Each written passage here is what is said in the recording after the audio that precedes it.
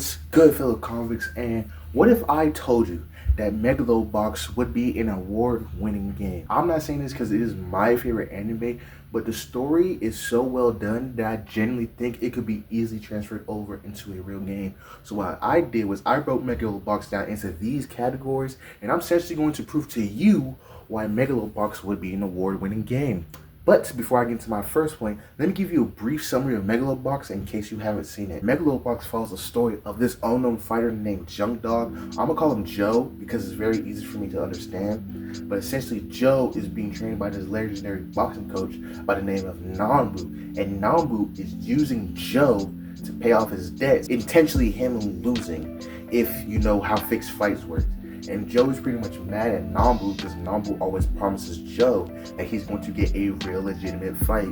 It wasn't until Joe ends up meeting Yuri after almost getting into a car accident and then losing to Yuri in the underground fight, where Yuri basically says, "You need to come to my ring if you want to fight me." After some convincing, Nambu signs up Joe for the Megalobox tournament. Joe basically doing it with no gear. It essentially is like this big ruse to kind of play up, get a lot of money, get a lot of fame. So after, some tough battles, some tough mental battles as well, Joe, Nambu, and this kid they meet named Satya all get into Megalonia. They all get into Megalonia, and Joe and Yuri fight, and after 13 rounds, Joe beats Yuri. Now, following Megalobox, we see Joe, who's going by Nomad now. Essentially, he's taking pills, he's drinking a lot, he's using gear, and essentially we find out that Coach Nambu unfortunately died. And it seems like Joe is taking a lot of pills to kind of ease with that pain. But also the fact Joe ran away from home, leaving all his friends, all the kids behind. It wasn't until Joe meets this illegal immigrant named Chief. And Chief was inspired by Joe to get into boxing because Chief is trying to buy the land that these people are on. They're staying in this abandoned apartment building, and people are trying to bulldoze that land to make like a hotel, I think. So Chief is boxing to buy that land that his people are staying on. And Joe basically gets inspired by Chief after Chief tells him that you may say you have nothing, but you have a way home. So after Chief dies, Joe finally decides to go home. Now it does take a while for the people who he left behind to kind of get used to him, but essentially after a little bit, Joe basically rekindles some of his friendships. While they're not perfect, he does the best he can, and he does actually build a new centers. Basically, like he calls it like either the Nambu Center or the Team Nowhere Center. It has like a little boxing ring on that. All that, and essentially Joe is just there to stay. He's not going anywhere. He's just there to stay because that is his home. That is his fam. Now, I essentially did kind of spoil the entirety of season 1 and season 2, but to kind of push that past aside, I feel like the story within Megalobox in both season 1 and Nomad as well can easily be translated into a real game. Obviously, with season 1, it's the stereotypical underdog story. We love a good underdog story. It's seen in media a bunch of time. But within season 2, I feel like it's the most hard-hitting. Essentially, it's the most realistic. Now, as an athlete, I understand both seasons, as I know what it's like to be the underdog, and I know what it's like to kind of feel lost. Now, as someone who doesn't do a fighting type of sport, a lot of people who do fighting type of sports, whether you do MMA, boxing, wrestling, whatever, I feel like those type of people can understand Joe the most, especially in season 2, because I'm sure a lot of people who take part in combat sports understands Joe in terms of having to drown themselves in alcohol or having to drown themselves in pills, trying to cope a lot, if you will, especially coping with death.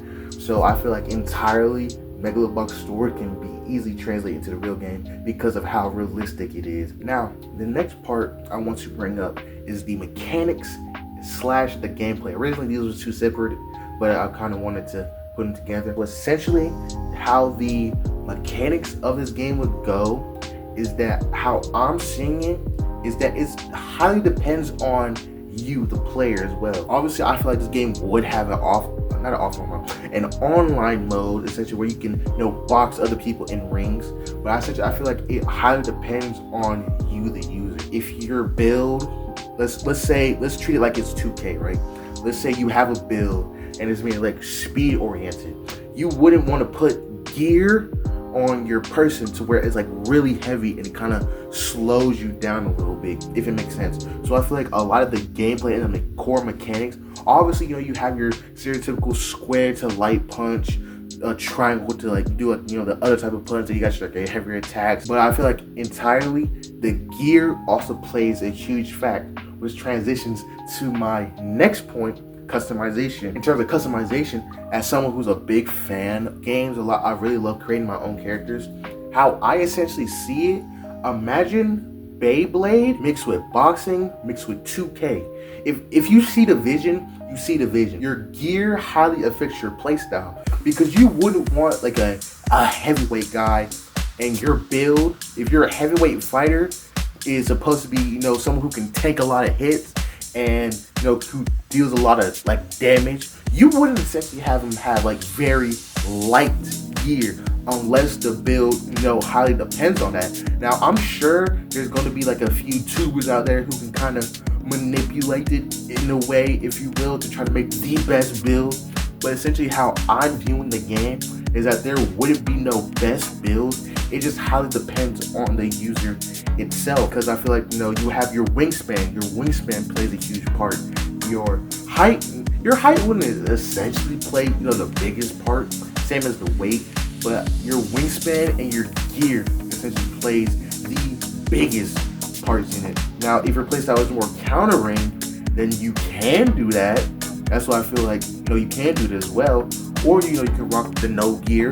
But I feel like it would be cool to kind of have like gear. You have like, you know, different types of gear. Like if you use like Mikio's gear can kind of, you know, have like a 50-50 chance to kind of guess the right attack the other player's gonna do. Or, you know, you essentially have like Burrow's gear, which is kind of more like heavyweight, which I forgot to mention, no weight classes, right? Because in Megalobox, there isn't any weight classes. Now, would it be kind of unfair? Maybe. Would it be fun? Yeah, I would play a game like that. Would you? I would love to play a boxing game with no weight classes. That would low-key be cool. The last point I want to bring up is the style of it. Now, Megalobox's style is very gritty and grimy a bit. If you want to make comparisons, kind of like, it's not as gritty as Gachakuda, but it's a little bit more grittier than a Samurai Champloo. It's kind of in that middle bit, if you will. So Megalobox's style will be very unique, because you really don't see games, especially boxing games, with that type of style. Obviously, you have your UFCs, you have your Undisputeds, then you have the type of punch-up games. You know those boxing games I'm talking about, where you have, you're controlling like one character, the kind of vertical as such, and then you're just like doing like the punch-up.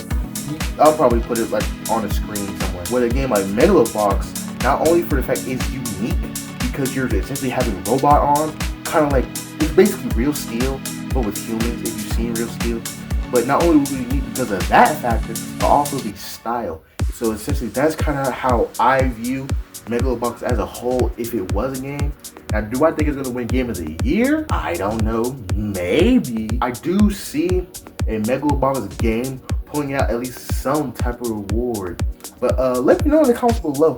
Would you play a Megalobox boxing game? And what award do you think a Megalobox boxing game would win? Let me know in the comments below. And while you're down there, you should go check out this video that's also on the screen, man. But yeah, that's it. I'm out. Peace.